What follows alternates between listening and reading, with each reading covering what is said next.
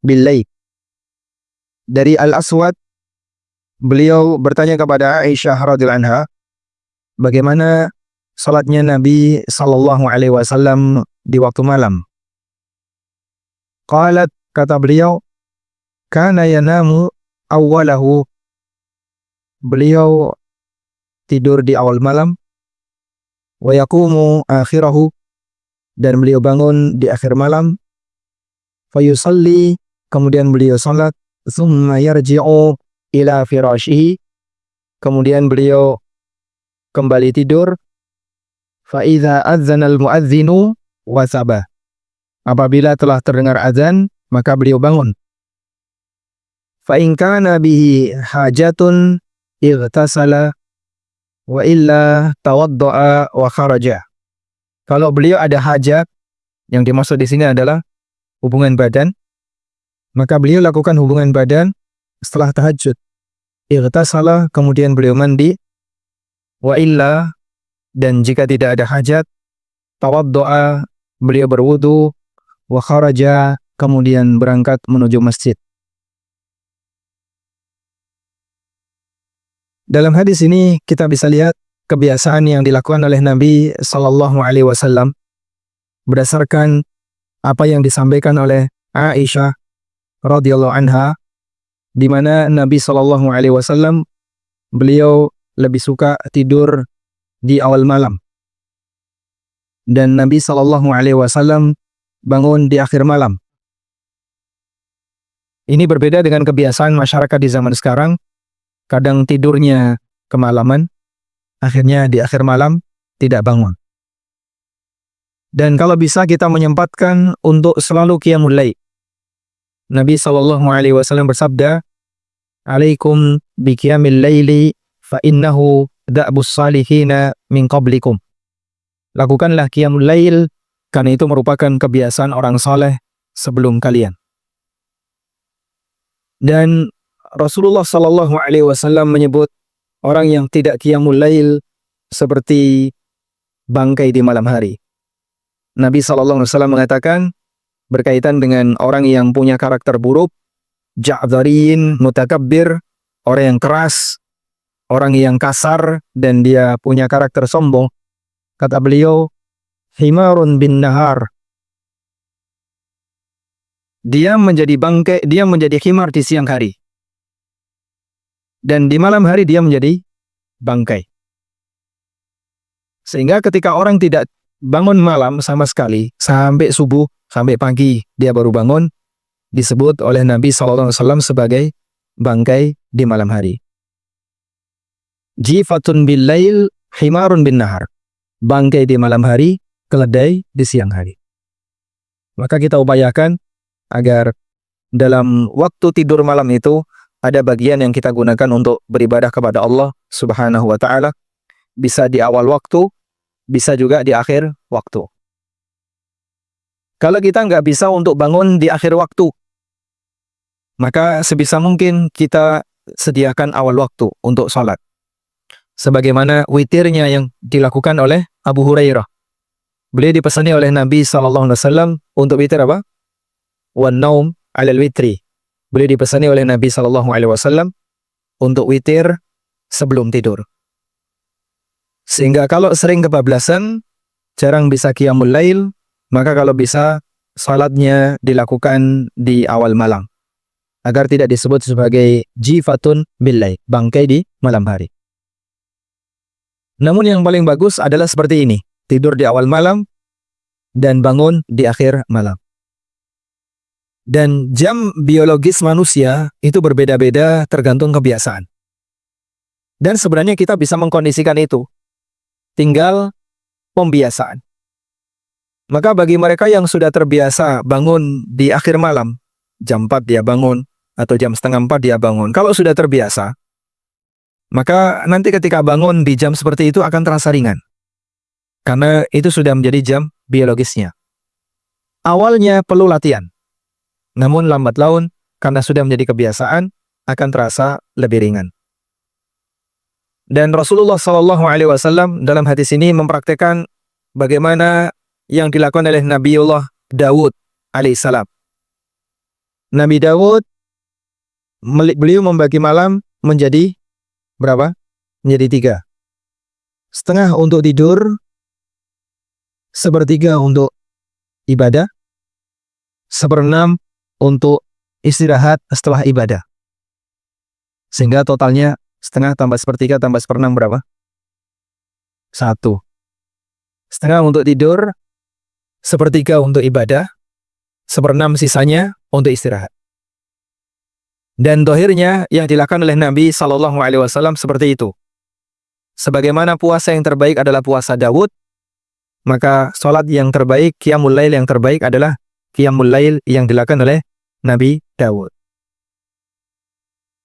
Kemudian di sini juga terdapat sunnah berkaitan dengan waktu yang digunakan oleh Nabi SAW bersama istrinya. Ketika melakukan hubungan badan, beliau lakukan setelah tahajud.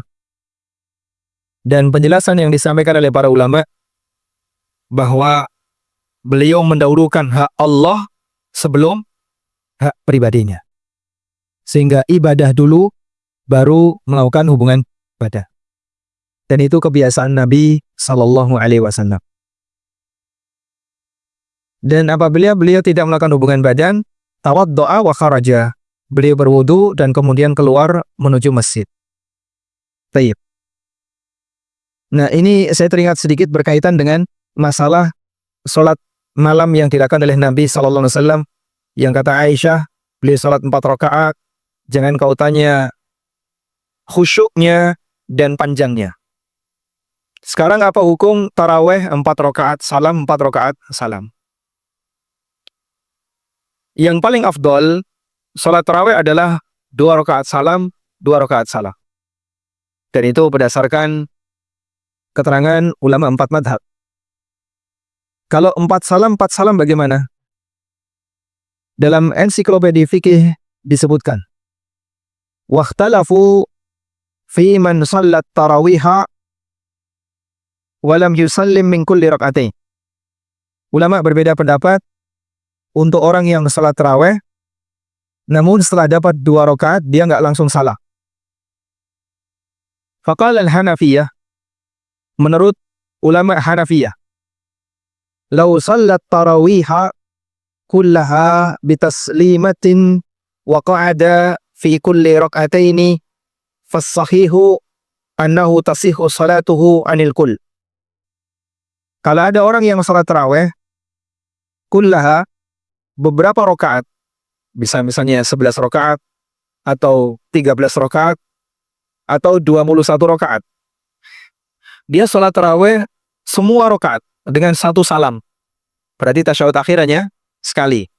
Misalnya 11, cuman tasyahud akhir tok. Wa qa'ada fi kulli rak'atain, tapi setiap dapat 2 rakaat dia tasyahud awal. 2 rakaat tasyahud awal, 2 rakaat tasyahud awal, tapi nggak salam.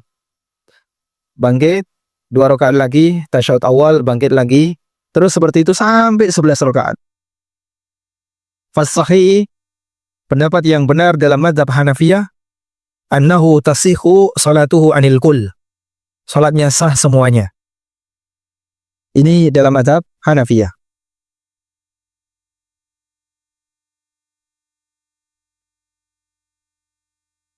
Wa qalu, dan ada pendapat yang lain dalam mazhab Hanafiyah. Idza lam yaq'ud fi kulli rak'ataini wa sallama taslimatan wahidah fa inna salatahu tafsudu 'inda Muhammad. Apabila setiap dapat 2 rakaat, dia nggak duduk dan nggak salam, sehingga bablas terus langsung 4 rakaat atau langsung 6 rakaat, beliau di sini mengatakan tafsudu salatuhu, salatnya batal inda Muhammad, menurut Muhammad bin Hasan Asy-Syaibani. Dan beliau ini murid seniornya Abu Hanifah. Wala tafsudu inda Abi Hanifah wa Abi Yusuf. Tapi kalau menurut Abu Hanifah dan Abu Yusuf gak batal. Sehingga dalam Hanafiyah ada 2 pendapat. Kalau menurut Muhammad bin Hasan 4 rakaat sekaligus hukumnya apa? Salatnya batal. Kalau menurut Abu Hanifah dan Abu Yusuf 4 rakaat sekaligus tidak batal. Baik. Sekarang kita beralih ke mazhab yang kedua. Wa qala al-Malikiyah, menurut Malikiyah, dianjurkan bagi orang yang salat tarawih agar melakukan salam min kulli rakaatain, setiap dapat 2 rakaat. Wa yukrahu ta'khirut taslim ba'da kulli arba'in, dan makruh salam setelah 4 rakaat. Makruh baru salam setelah 4 rakaat. Ini dalam mazhab Malikiyah. Hatta law dakhala ala 4 rakaatin bitaslimatin wahidah. Bahkan jika ada orang yang bergabung dengan salat tarawih 4-4-3, fal afdal, maka yang paling afdal adalah lahu salamu ba'da kulli rakaatain. Dia melakukan salam setiap dapat 2 rakaat. Jadi nanti si CDW beda. Imamnya bangkit, dia duduk, tasyahud, salam. Dalam rangka untuk tetap menjaga 2 rakaat salam, 2 rakaat salam. Ini mazhab Malikiyah. Selanjutnya mazhab Syafi'iyah. Wa qala Syafi'iyah, sementara Syafi'iyah menjelaskan, law shalla fi tarawih 4 bi taslimatin wahidah. Kalau ada orang yang salat tarawih 4 rakaat dengan 1 salam, yasiha fatabtulu in kana amidan aliman. Salatnya enggak sah alias batal jika dilakukan dengan sengaja dan dia tahu kalau seperti ini enggak boleh. Wa illa, tapi kalau dia enggak tahu, seperti masyarakat awam yang dia enggak pernah belajar seperti ini, kata mereka, sarat naflan mutlaqan, maka statusnya menjadi salat sunnah mutlak, sehingga tidak berstatus sebagai salat tarawih. Baik, ini dalam keterangan mazhab Syafi'iyah. Wallahu a'lam. Sehingga kalau bisa ketika salat tarawih kita upayakan 2 rakaat salam, 2 rakaat salam. Bagaimana kalau masjidnya masih menggunakan 4-4? Maka kita sampaikan kepada takmir resiko salat tarawih 4-4 salam. Menurut Hanafiyah sebagian menilai batal, dan itu pendapat Muhammad bin Hasan Asy-Syaibani, meskipun mazhab Abu Yusuf dan Abu Hanifah enggak batal. Menurut Malikiyah makruh, menurut Syafi'iyah batal. Lebih aman 2 salam, 2 salam. Semua ulama sepakat sah. Karena demikianlah bimbingan dari Nabi sallallahu alaihi wasallam. Wallahu a'lam. Baik, kita lanjutkan. Berikutnya hadis dari Aisyah. An Masruqin, dari Masruq. Masruq ini ulama tabi'in. Disebut Masruq. Masruq itu artinya yang dicuri. Yang dicuri. Kenapa disebut Masruq? Karena waktu kecil dia diculik orang. Sampai gede baru pulang. Akhirnya disebutlah Masruq. Orang yang dicuri. Dan termasuk di antara ulama tabi'in yang banyak mendapatkan riwayat dari Aisyah radhiyallahu anha. Saltu Aisyah radhiyallahu anha, aku bertanya kepada Aisyah radhiyallahu anha, Ayul amali kana ahabba ila Nabi sallallahu alaihi wasallam. Amal apakah yang paling dicintai oleh Nabi sallallahu alaihi wasallam? Qalat, kata Aisyah, ad-daim. Amal yang paling dicintai oleh Nabi sallallahu alaihi wasallam adalah ad-daim, yang paling istiqomah. Ad-daim maknanya adalah alladzi yastamirru amiluhu. Pelakunya itu istiqomah. Sehingga bukan model mut-mutan. Lagi ngemut, mau beramal, kalau nggak mut, nggak mau amal. Dan orang kalau sudah dewasa, biasanya suasana batinnya itu cenderung lebih stabil. Kalau masih di usia SMP, SMA, model mut-mutan itu terjadi. Lagi mut, nyaman, dia beramal. Kalau lagi nggak mood, nggak beramal. Di usia peralihan, lulus SMA, mahasiswa, kadang masih seperti itu. gawan bayi SMP, SMA-nya masih terbawa sampai kuliah. Akhirnya kadang juga mut-mutan, lagi ngemut, mau beramal. Kalau nggak ngemut, nggak mau beramal. Nah, kalau sudah dewasa, usia 30 ke atas, itu biasanya lebih stabil. Maka puncaknya ada di usia 40. Kalau sudah 40 terkunci. Susah untuk mengalami perubahan. Makanya dalam hadis, Allah Subhanahu wa Ta'ala memberikan udzur kepada hambanya sampai usia 40 tahun. Karena orang ketika di usia 30 sampai 40 masih cenderung labil. Ada suasana perubahan. Tapi kalau sudah 40, apa yang berada di kebiasaan 40 itu akan dibawa sampai mati. Waliyadzubillah, dengan kebiasaan buruk di usia 40 ke atas. Nah, qalat, kata Aisyah, ad-daib. Amal yang dicintai oleh Nabi SAW adalah amal yang istiqomah. Qultu, maka Masruq bertanya lagi, mata kana yakum, kapan Nabi SAW melakukan qiyamul lail? Qalat, kata Aisyah radhiyallahu anha, mata kana yakum, kapan Nabi SAW bangun? Qalat, kata Aisyah, kana yakumu idza sami'a as-sarikh. Nabi SAW bangun ketika sudah mendengar as-sarikh. Apa itu as-sarikh? As-sarikh yang teriak. Maksudnya adalah ad-dig li'annahu yakthuru as-siyah fil lail. Ayam jantan. As-sarikh di sini adalah ayam jantan. Karena disebut as-sarikh karena binatang ini banyak berkokok di malam hari. Nabi SAW biasanya bangun tidur ketika sudah mendengar ayam jantan berkokok. Sehingga dari cerita Aisyah ini, berarti di zaman Nabi SAW ada ayam. Dan ada ayam jantan yang berkokok. Maka jangan dibayangin, wah di zaman itu, apa ayam itu sudah ada belum Pak? Ya ayam tercipta sebelum ada beliau ya. Tapi apakah di Arab ada ayam Pak zaman itu? Nah, Aisyah menceritakan kalau sudah mendengar as-sarikh, maka beliau bangun. Dan ayam itu biasanya mereka berkokok jam berapa Pak? Jam 3 itu berkokok. Nah. Hadis riwayat Bukhari dalam kitab At-Tahajjud di bab tentang nama inda sahar. Baik. Selanjutnya hadis nomor 430. Hadis Aisyah radhiyallahu anha, beliau menceritakan, ma alfahu saharu indi illa naiman, ta'ni an-nabiyya sallallahu alaihi wasallam. Kata Aisyah, ma alfah as-saharu, tidaklah waktu sahur ketemu beliau, indi di dekatku, di tempatku, maksudnya ketika Nabi SAW bersama Aisyah di rumahnya, illa naiman, kecuali beliau dalam posisi tidur.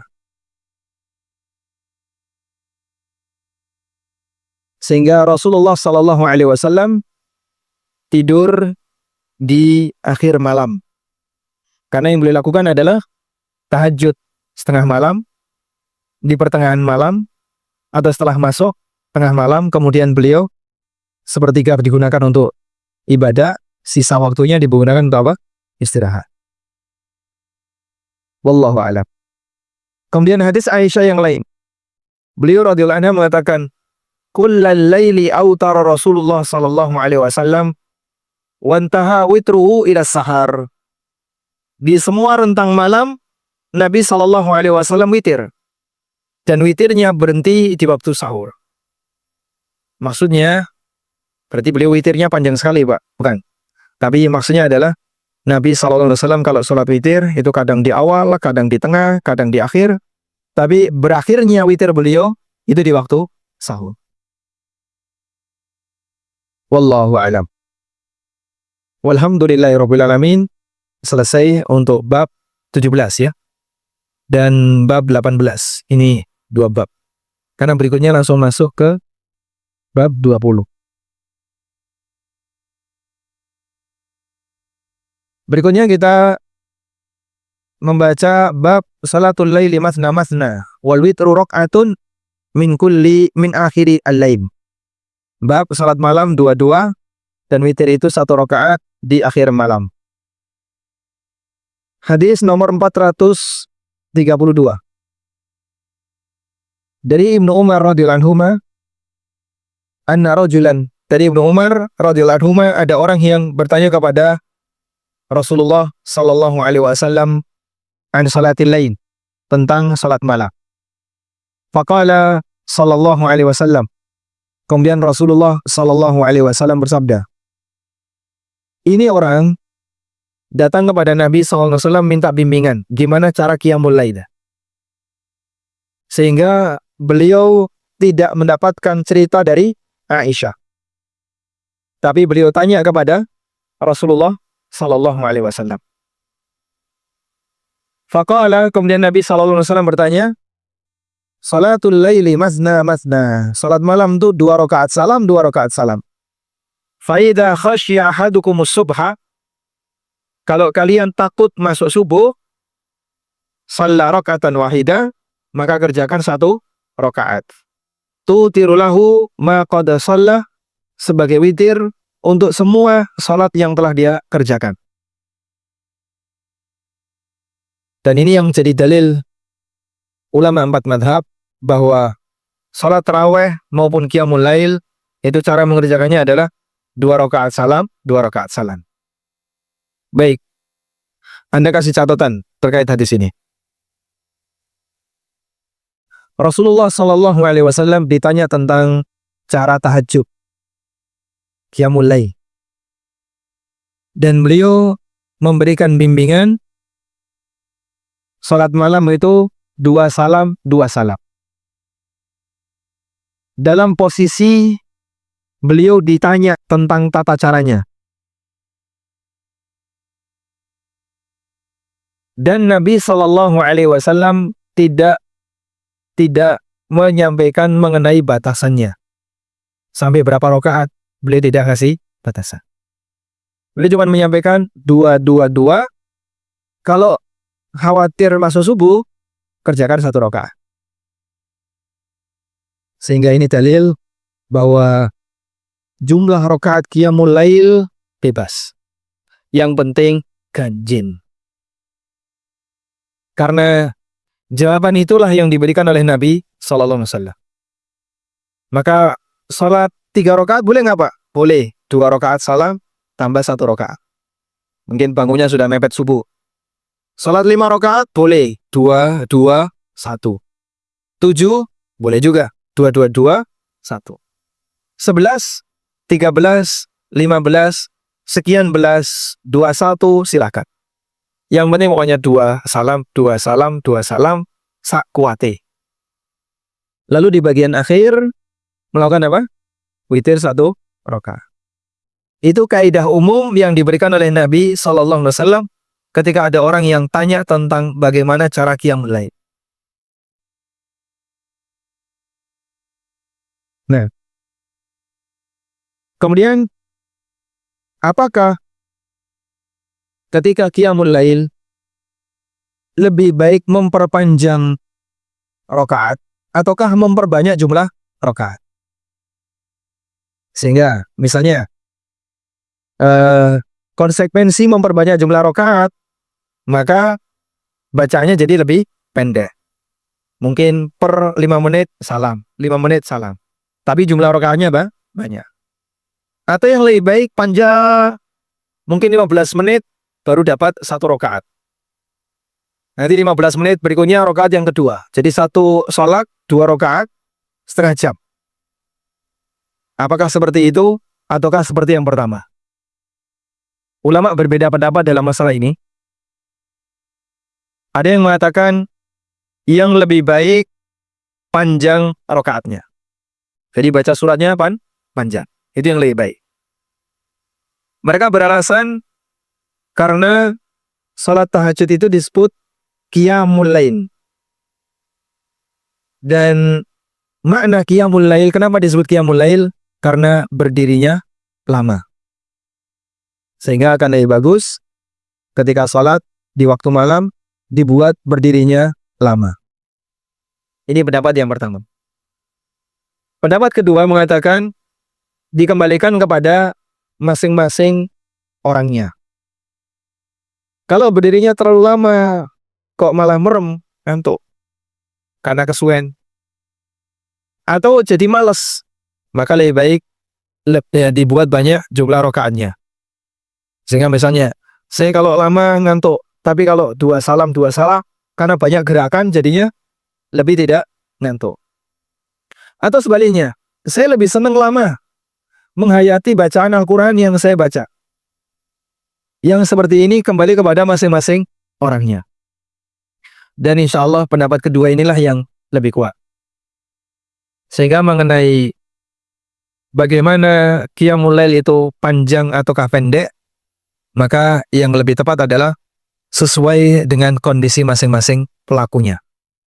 Kalau kemudian terlalu lama membuat orang yang ngantuk, maka lebih baik dibuat lebih pendek agar lebih banyak bergerak. Wallahu a'lam. Dan Nabi SAW terkadang pertama, terkadang kedua. Maka Aisyah menyebutkan Rasulullah SAW ketika sudah usia lanjut, sehingga fisiknya sudah mulai lemah, Nabi SAW membaca Al-Quran sambil duduk ketika Qiyamul Lail. Jadi takbiratul ihram sambil duduk. Terus membaca Quran sambil duduk. Sehingga ketika tinggal 100 ayat beliau berdiri. Berdiri itu masih 100 ayat. Dan 100 ayat, kalau sahur itu kan 50 ayat 10 menit. 100 ayat kurang lebih 20 menit. Itu kalau bacanya agak cepat. Kalau bacanya agak pelan bisa setengah jam. Berarti beliau ketika membaca Quran sambil duduk, itu mungkin 1 jam, karena yang 100 ayat itu sisanya. Sehingga ketika tinggal 100 ayat, beliau berdiri, kemudian beliau ruku, beliau i'tidal dalam posisi berdiri. Sebagaimana riwayat yang kemarin kita baca. Nah, kita dalam posisi yang mungkin lebih lemah semangatnya dibandingkan beliau. Meskipun kalau fisiknya ditelok bocah-bocah ya, saya seger-seger ya. Namun karena semangatnya lemah, kerjakan semampunya, yang penting dalam setiap malam jangan sampai ketinggalan untuk sholat, agar tidak disebut sebagai jifatun billail, bangkai di waktu malam. Selanjutnya, hadis nomor 433. Hadis Ibnu Umar dari Nabi SAW, qala, beliau bersabda, ij'alu akhir salatikum bil-laili witra. Jadikanlah salat terakhir kalian di malam hari adalah salat witir. Jadikan salat witir sebagai salat terakhir kalian di malam hari. Nah, dan hadis ini sering menjadi bahan pembahasan di kalangan masyarakat mengenai hukum, apa hukumnya tahajud setelah tarawih. Karena kan banyak orang kalau ikut tarawih sampai witir ya, lalu pulang. Dan malam bisa jadi dia bangun malam sebelum sahur. Boleh nggak tahajud padahal tadi sudah sholat witir? Nah, biasanya yang jadi acuan adalah hadis ini. Oleh karena itu, sebelum kita membahas tentang hadis ini, terlebih dahulu coba kita baca hadis berikut. Disebutkan dalam riwayat yang sahih, annahu sallallahu alaihi wasallam kana yusalli rak'ataini ba'dal witri jalisak. Nabi sallallahu alaihi wasallam beliau salat 2 rakaat sambil duduk setelah salat witir. Nabi SAW mengerjakan salat 2 rakaat sambil duduk setelah salat witir. Bagaimana kompromi antara hadis ini dengan hadis yang tadi kita baca? Insyaallah nanti kita bahas setelah adzan Isya. Wassallallahu ala nabiyyina Muhammadin wa ala alihi wa sahbihi. Wa asyhadu an la ilaha illallah wahdahu la syarika lah. Wa asyhadu anna Muhammadan abduhu wa rasuluh. Sallallahu alaihi wa ala alihi wa sahbihi wa man tabi'ahum bi ihsanin ila yaumiddin. Berkaitan dengan hukum salat setelah salat witir. Yang pertama, ulama sepakat bahwa yang paling afdal salat witir ditaruh di paling belakang, sehingga dia menjadi salat sunnah di waktu malam yang paling akhir. Dan ini sejalan dengan dua hadis Nabi SAW yang tadi kita baca. Salatul laili masna masna fa idza khasya ahadukum subha falyusalli salatan wahida tutiru lahu ma qad shalla. Salat malam itu dua-dua. Kalau khawatir masuk subuh, maka kerjakan 1 rakaat sebagai witir untuk semua salat sunnah yang dia kerjakan. Juga sejalan dengan hadis yang barusan kita baca, ij'alu akhira salatikum bil laili witra. Jadikanlah salat witir sebagai salat terakhir kalian di waktu malam. Yang kedua, apabila ada orang yang ingin salat lagi setelah salat witir, apa yang harus dilakukan? Ada dua pendapat ulama dalam hal ini. Pendapat yang pertama, dia harus menggenapkan salat witirnya di awal malam. Sehingga dia sudah witir di awal malam setelah Isya. Lalu bangun jam 3. Pengen tahajud. Maka dia kerjakan 1 rakaat dengan niat sebagai penggenap witir di awal malam. Setelah itu dia bisa sholat 2 rakaat, 2 rakaat, 2 rakaat sesuai yang dia inginkan. Kemudian nanti witir lagi di akhir malam. Dan ini merupakan pendapat sebagian Hanafiyah, dan mereka beranggapan bahwa sholat witir harus di akhir malam. Pendapat yang kedua merupakan pendapat jumhur ulama, bahwa bagi yang mau sholat setelah sholat witir tidak perlu menggenapkan witir yang pertama, tapi bisa langsung sholat sunnah, namun tidak boleh mengulang witir lagi. Karena Nabi SAW bersabda, la witrani fi lailin. Tidak boleh ada 2 witir dalam waktu semalam. Sehingga karena sudah witir di awal malam, maka di akhir malam tidak perlu witir lagi.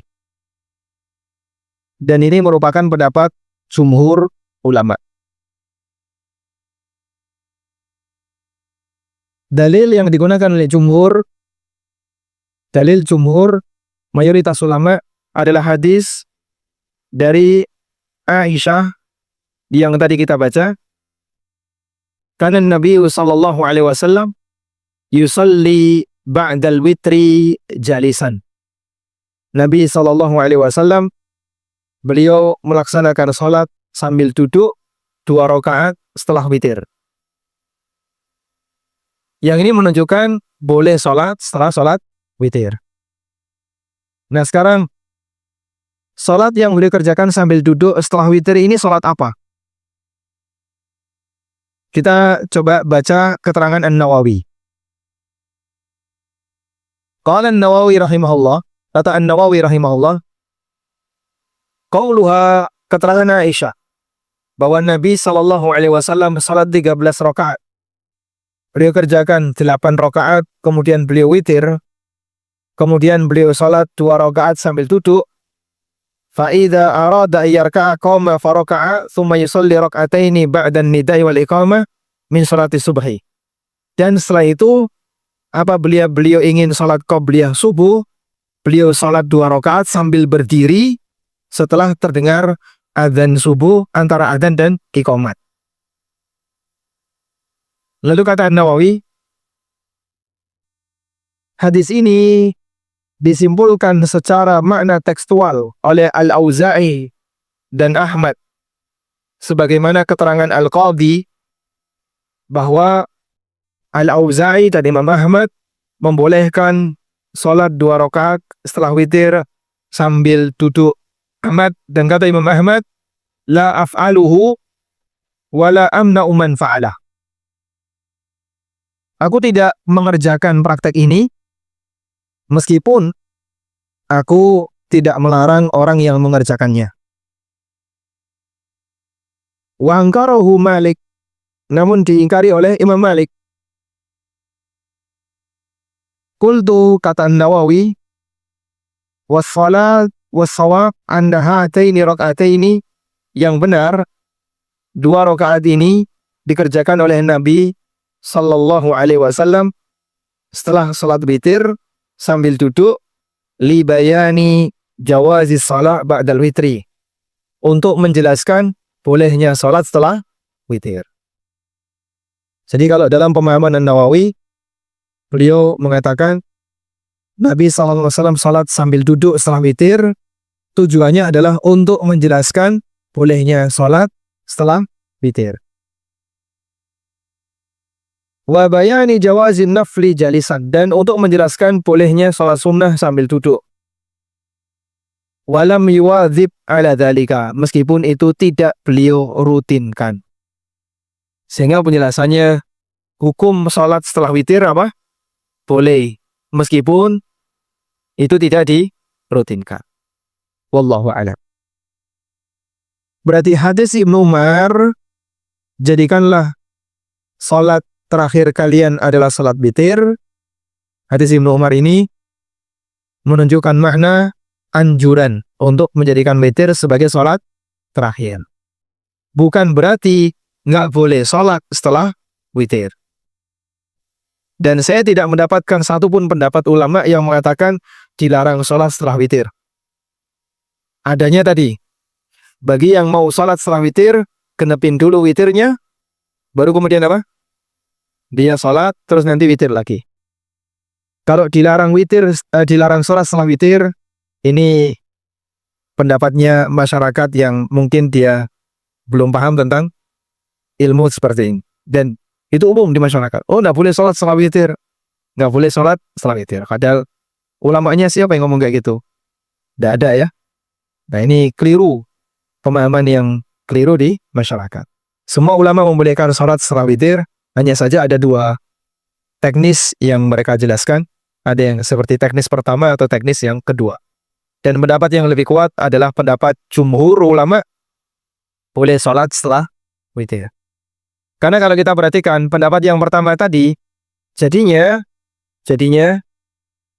witir berapa kali? Berapa kali? 3 kali. Witir di awal malam, witir pembatal witir pertama, penggenap witir pertama, dan witir lagi di akhir malam. Jadinya witir 3 kali.